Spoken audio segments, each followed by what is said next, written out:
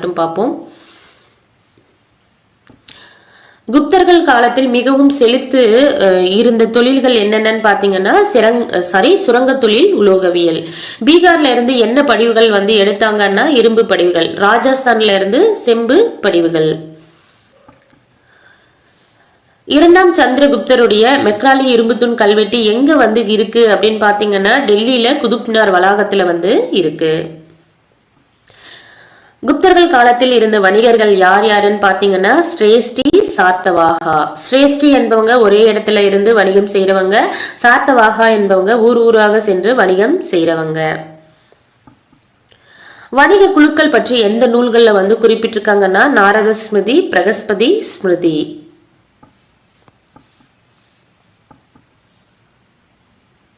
குப்தர்கள் காலத்தில் இருந்த வணிக குழுக்கள் வந்து பாத்தீங்கன்னா வங்கிகளினுடைய பங்கினை வந்து பண்ணிருக்காங்க. கிழக்கு கடற்கரையில இருந்த முக்கியமான வணிக மையம் எதுன்னா வங்கத்தின் தாமிர லிப்தி. மேற்கு கடற்கரையில் இருந்த முக்கியமான வணிக மையம் எதுன்னா கல்யாண் சால். சீனாவில் இருந்து என்ன இறக்குமதி பண்ணிருக்காங்கன்னா பட்டு. குப்தர்கள் அதிக எண்ணிக்கையில் என்ன நாணயங்களை வந்து வெளியிட்டாங்கன்னா தங்க நாணயங்கள் வந்து வெளியிட்டாங்க. யாருடைய காலகட்டத்துல வந்து வெள்ளி நாணயம் முதல்ல வெளியிடப்பட்டதுன்னா இரண்டாம் சந்திரகுப்தர். சோ ஆல்ரெடி படிச்சிருப்போம், வேணும்னா நீங்க ரீகால் பண்றதுக்கு சைட்ல கூட நோட் பண்ணிக்கோங்க. ஒரு வாட்டி ரீகேப் பார்ப்போம்.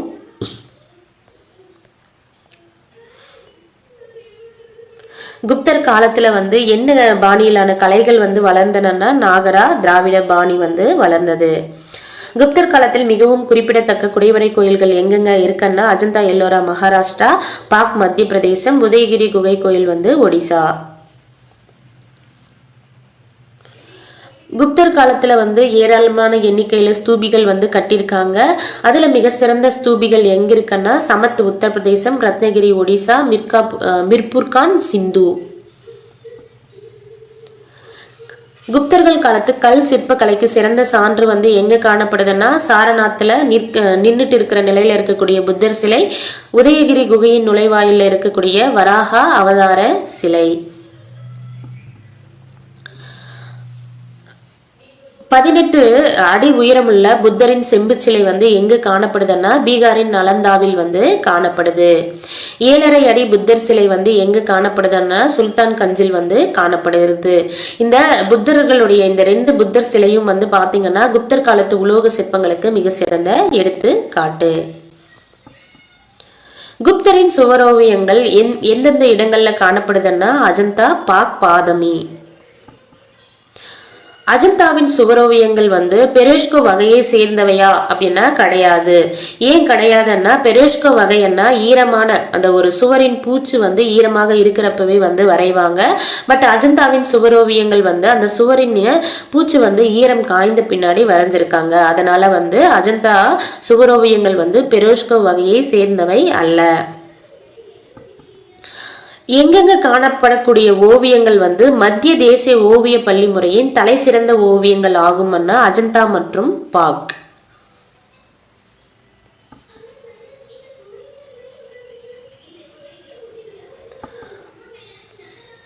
குப்தர் காலத்திலுடைய மட்பாண்டங்கள் வந்து என்ன நிறத்துல இருந்திருக்குன்னா சிவப்பு மட்பாண்டங்கள் தான் வந்து அவங்க அதிகமா பயன்படுத்தியிருக்காங்க. தனிப்பட்ட சிறப்பம்சம் என்னன்னா சிவப்பு மட்பாண்டங்கள். குப்தர்களுடைய அலுவலக மொழி என்னன்னு பாத்தீங்கன்னா சமஸ்கிருதம். பாணினி அவங்க என்ன நூல் எழுதியிருக்காங்கன்னா அஷ்டத்யாயி. பதஞ்சலியால் வந்து எந்த நூல் எழுதப்பட்டதுன்னா மகாபாஷ்யா. அமரகோசம் என்ற நூல் யார் எழுதினதுன்னா அமரசிம்மர் வந்து எழுதினது. சந்திர வியாகரணம் என்ற நூலை எழுதியவர் யாருன்னா சந்திர கோமியர். மட்டும் ஒரு வாட்டி ரீகேப் பார்ப்போம். முக்கிய புராணங்கள் எத்தனை சொல்லியிருக்காங்க? 18. தொடக்க காலத்துல பௌத்த இலக்கியங்கள் வந்து எந்த மொழியில இருந்ததுன்னா மக்கள் மொழியான பாலி மொழியில வந்து இருந்தது. குப்தர் காலத்தில் குறிப்பிடத்தகுந்த எழுத்தாளர்கள் யாருன்னு பாத்தீங்கன்னா ஆரிய தேவர், ஆரிய அசங்கர்.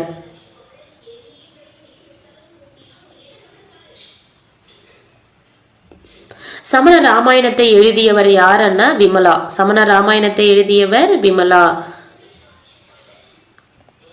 கவிராஜா என்று அழைக்கப்படுபவர் யாருன்னா சமுத்திர குப்தர். நவரத்தினங்கள் என்று அழைக்கக்கூடிய 9 பேர் வந்து யாருடைய அவையை வந்து அலங்கரித்தாங்கன்னா சமுத்திரகுப்தர். காளிதாசருடைய நாடகங்கள் வந்து எதுன்னு பாத்தீங்கன்னா சாகுந்தலம், மாளவிகா, அக்னிமித்ரம், விக்ரமோர் வசியம். மிருகச்சகடிகம் என்ற நூலை இயற்றியவர் யாருன்னா சூத்ரகர். முத்ரா ராட்சசம், தேவி சந்திரகுப்தம் என்பது யாருடைய நூல்கள்னா விசாக தத்தர். மகாவிஹாரா என்று பெயர் பெற்றது எதுன்னா நலந்தா. இது வந்து இந்தியாவில் இருந்த ஒரு மிகப்பெரிய பௌத்த மடாலயம். இது எங்க இருக்குன்னா பீகார்ல பாட்னாவிற்கு தென்மேற்குல 75 கிலோமீட்டர் தூரத்துல வந்து இருக்கு. ஷெரீப் நகருக்கு அருகே வந்து இருக்கு. நலந்தா வந்து புகழ்பெற்ற கல்வி சாலையாக எந்த நூற்றாண்டுல இருந்து எது வரைக்கும் இருந்ததுன்னா பொது ஆண்டு 5ஆம் நூற்றாண்டுல இருந்து 1200 வரை புகழ்பெற்ற கல்வி சாலையாக இருந்தது. யுனெஸ்கோ வந்து நலந்தாவை வந்து உலகின் தொன்மை சின்னமாக வந்து பாதுகாத்துட்டு வர்றாங்க. இந்தியாவின் தொடக்க கால பல்கலைக்கழகங்கள் எதுன்னா தட்சசீலம், நலந்தா, விக்ரமசீலா. நலந்தா பல்கலைக்கழகம் குப்த பேரரசின் ஆதரவுல வந்து எந்தெந்த நூற்றாண்டுகள்ல இருந்ததுன்னா 5ஆம் 6ஆம் நூற்றாண்டுகளில். அவங்களுக்கு அப்புறம் வந்து யாருடைய ஆதரவுல வந்து நலந்தா பல்கலைக்கழகம் செலுத்தோங்கியதுன்னா கன்னோசியின் பேரரசரான அர்ஷரின் ஆதரவில்.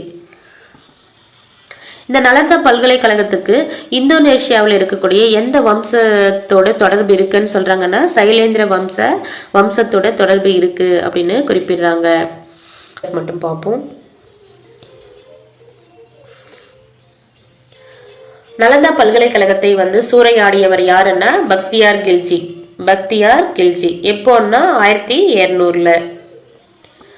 நலந்தா பல்கலைக்கழகத்துல முறையான அகழ்வாய்வு வந்து எப்போ தொடங்குறாங்கன்னா 1915. எத்தனை ஏக்கர் பரப்பளவு அப்படின்னு பாத்தீங்கன்னா 30 ஏக்கர் 12 ஹெக்டேர் பரப்பளவுல வந்து அமைஞ்சிருக்கு. அந்த காலகட்டத்திலேயே எத்தனை மடாலயங்கள் வந்து நலந்தா பல்கலைக்கழகத்துல இருந்திருக்குன்னா 11 மடாலயங்கள் இருந்திருக்கு. 6 கோயில்கள் வந்து கட்டப்பட்டிருக்கு. அந்த 6 கோயில்களும் வந்து செங்கல்லால கட்டப்பட்டிருக்கு.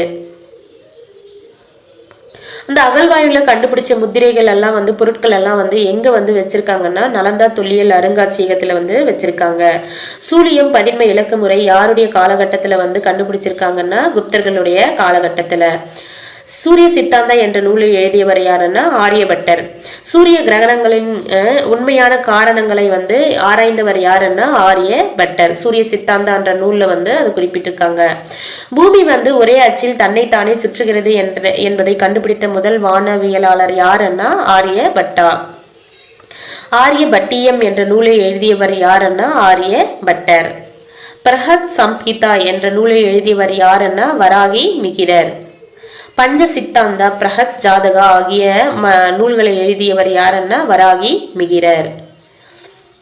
பிரம்மஸ்புத சித்தாந்தா, கண்ட காத்தியாயகா ஆகிய நூல்களை எழுதியவர் யாருன்னா பிரம்மகுப்தர். நவநீதிகம் என்றது என்னன்னு பாத்தீங்கன்னா ஒரு மருத்துவ நூல். நவநீதிகம் என்பது ஒரு மருத்துவ நூல். பாலகாப்யா வந்து எந்த நூலை எழுதியிருக்காருன்னா அஸ்த் ஆயுர்வேதா என்ற நூலை வந்து எழுதியிருக்காரு. இந்த அஸ்த் ஆயுர்வேதா என்ற நூல் யாருக்கானதுன்னா விலங்குகளுக்கான மருத்துவ நூலாகும். ஸோ விலங்குகளுக்கெல்லாம் ஆயுர்வேத மருந்தை தான் கொடுக்கணும், பாலகனுக்கும் ஆயுர்வேத மருந்தை தான் கொடுக்கணும் அப்படின்னா பாலகன்னா பாலகாப்யான்றவர் இந்த அஸ்தி ஆயுர்வேதா என்ற நூலை எழுதினாங்கன்னு ஞாபகம் வச்சுக்கோங்க. விலங்குகளுக்கு வந்து ஆயுர்வேத நூலை கொடுக்கணும்னா அஸ்தி ஆயுர்வேதான்றது விலங்குகளுக்கான ஒரு மருத்துவ நூல்ன்றதையும் ஞாபகம் வச்சுக்கோங்க. குப்த வம்சத்தின் கடைசி அரசர் யாருன்னா விஷ்ணுகுப்தர். குப்த வம்சத்தின் கடைசி பேரரசர் யாருன்னா ஸ்கந்தகுப்தர். சமந்தர்கள் என்பவங்க யாருன்னா நிலப்பிரபுத்துவ துணைநிலை ஆட்சியாளர்கள் தான் வந்து சமந்தர்கள். பாட சுருக்கம் வந்து இது வரைக்கும் நம்ம படிச்சது கொடுத்திருப்பாங்க, அதையும் ஒரு வாட்டி வந்து பார்த்துக்கோங்க. மௌரிய பேரரசுக்கு பின்னாடிதான் வந்து குப்த பேரரசு வந்து தோன்றிருக்கும். குப்த பேரரசை தோற்றுவித்தவர் யாருன்னா ஸ்ரீகுப்தர். குப்த பேரரசை ஒருங்கிணைத்தவர் யாருன்னா சமுத்திரகுப்தர். 2ஆம் சந்திரகுப்தர் வந்து பாத்தீங்கன்னா அவருடைய திருமண உறவுகள் மூலமாகவும் படையெடுப்பு மூலமாகவும் வந்து பேரரசை வந்து மேலும் வந்து விரிவாக்கம் செஞ்சிருப்பாரு. நலந்தா பல்கலைக்கழகத்தை தோற்றுவித்தவர் யாருன்னா குமாரகுப்தர். ஹீனர்களை விரட்டி அடித்தவர் யாருன்னா ஸ்கந்தகுப்தர். என்னதான் இவர் விரட்டி அடிச்சிருந்தாலும் கடைசியில வந்து ஹீனர்கள் வந்து ஸ்கந்தகுப்தரை தோற்கடிக்கவும் செஞ்சிருப்பாங்க.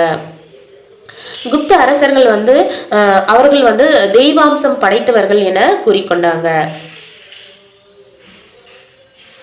காளிதாசர், அரிசேனர், அமரசிம்மர், தன்வந்திரி, வராகமிகிரர் போன்றோர் வந்து பாத்தீங்கன்னா சமுத்திரகுப்தர் அவைய வந்து அலங்கரிச்சிருப்பாங்க. நவரத்தினங்கள் அப்படின்னு சொல்லுவாங்க. ஹீனர்களுடைய படையெடுப்பால கருவூலம் காலியாகி குப்தர்களுடைய அரசர்கள் வலிமை குன்றி வந்து அவங்களுடைய வீழ்ச்சிக்கு காரணமாக ஹீனர்கள் படையெடுப்பு இருந்ததுன்றத சொல்லியிருக்காங்க. அவ்வளவுதாங்க, இதோட இந்த லெசன் வந்து முடியுது. இது ரொம்ப பெரிய லெசன் தான். நீங்க வீடியோ வந்து கொஞ்சம் லென்த்தா இருந்தா கண்டினியூவா பார்க்க முடியலன்னா ஒரு 20 மினிட்ஸ் பாருங்க. 20 மினிட்ஸ் பார்த்துட்ட பிறகு வீடியோவை பாஸ் பண்ணி வச்சுட்டு வேற சப்ஜெக்ட் ஏதாவது படிச்சுட்டு மறுபடியும் 20 மினிட்ஸ் எடுத்து நீங்களே ஒரு பிரேக் எடுத்துட்டு படிங்க. உங்களால தொடர்ந்து படிக்க முடியுதுன்னா கண்டினியூவா பாருங்க, இல்லைன்னா ஒரு 20 மினிட்ஸ் பார்த்துட்டு பிரேக் எடுத்துக்கோங்க. இன்னொன்று வந்து என்னன்னா, நீங்க இந்த வீடியோ பார்த்து முடிச்சுட்டு மறக்காம நீங்க உங்க புக் எடுத்து நீங்க அண்டர்லைன் பண்ணி ஒரு வாட்டி எல்லாமே படிங்க. அப்படி படிச்சாதான் வந்து உங்களுக்கு நல்ல மைண்ட்ல வந்து ஸ்டோர் ஆகும். Thank you so much.